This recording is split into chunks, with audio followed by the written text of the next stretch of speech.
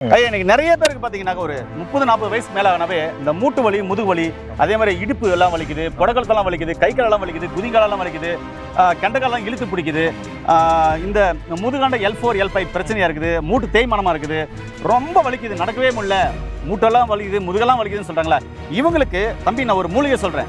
அதில் நான் சொல்கிற மாதிரி அவங்க சாப்பிட்டு வந்தாங்கன்னா அது எப்படிப்பட்ட மூட்டு வலியாக இருந்தாலும் சரி, எத்தனை வருஷம் மூட்டு வலியாக இருந்தாலும் சரி சரியாகும்னு சொல்கிறீங்களா? அது என்ன மூலிகை, எப்படியெல்லாம் சாப்பிடணும் அப்படின்றத மக்களுக்கு தெளிவாக சொல்ல முடியுமா? சொல்கிறேன். சொல்லுங்க, என்ன மூலிகை? வணக்கங்க. வணக்கம் ஐயா. இது வந்துங்க மகிழம் பூவு. மகிழம் பூ. மகிழம் பூ. இது வந்து பூவை எடுத்து நம்ம வந்து டெய்லி வந்து கொதிக்க வச்சு ஒரு இவ்வளோ எடுத்தா போதுங்க.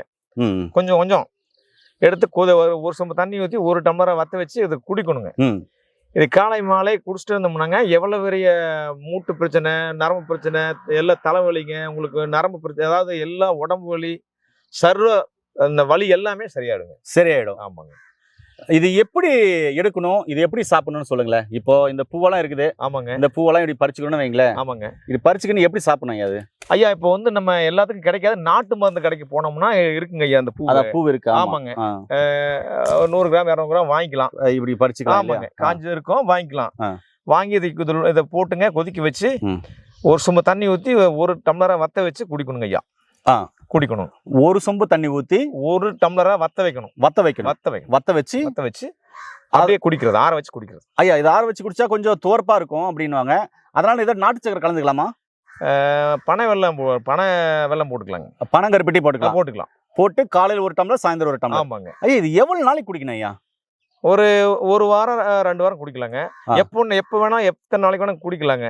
ஏன் குடிக்கலாம் அப்படின்னா அவங்களுடைய ஆயுள் காலம் அதிகமாகுங்க. ஆயுள் காலம் அதிகம். ஆமாங்க. என்னங்க சொல்றீங்க? இதுல என்ன அப்படி இருக்கு? அவ்வளவு பெரிய நரம்பு, அதாவது பாத்தீங்கன்னு வச்சுங்களேன், பாருங்க இந்த பாத்தீங்கன்னா அவ்வளவு பெரிய சக்தி வாய்ந்த மரங்க. இதுல பாத்தீங்கன்னா உங்களுக்கு எல்லா வகையான நோயை குணப்படுத்துற சக்தி இதுக்கு இருக்குது. ஆயுள் அதிகமாகுங்க.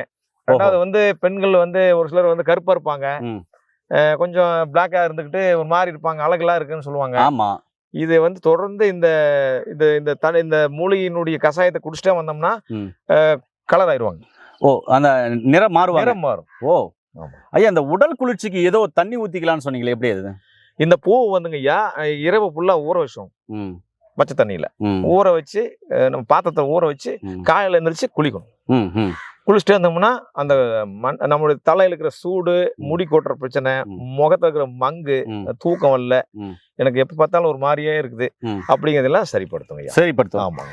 ஏன்னா மகிழம் பூ மிக மிக அற்புதமான பூ, நல்ல நறுமணம் உள்ளது. இந்த பூ மட்டும் தான் எத்தனை வருஷம் அதாவது பறிச்சு ஸ்டோரேஜ் பண்ணிச்சுன்னா எத்தனை வருஷமா போனாலும் கெடாது. அது ஒரு சில மூலிகைகளுக்கு ஒரு எக்ஸ்பிரே இருக்கு. இந்த மூலிகைக்கு சரியா நீங்க பதப்படுத்திங்கன்னா எக்ஸ்பிரே கிடையாதுன்னு. அப்படிப்பட்ட ஒரு மூலிகை. இதனுடைய பழம் பார்த்தீங்கன்னா மஞ்சள் நிறத்தில் இருக்கும். அது சாப்பிட்டீங்கன்னாக்க தோற்பு சுவையில் இருக்கும், கொஞ்சம் இனிப்பா இருக்கும். இது வந்து ஆண் மலட்டுத்தன்மையை சரிப்படுத்தக்கூடிய ஒரு அற்புதமான மூலிகை. அதே மாதிரி புண்களை ஆற்றக்கூடிய மூலிகை. அந்த பழம் அவ்வளோ மகத்துவமா இருக்கும், நல்லா சாப்பிடலாம். ஐயா கோபங்க வந்தா கோபத்தை குறைக்கும்.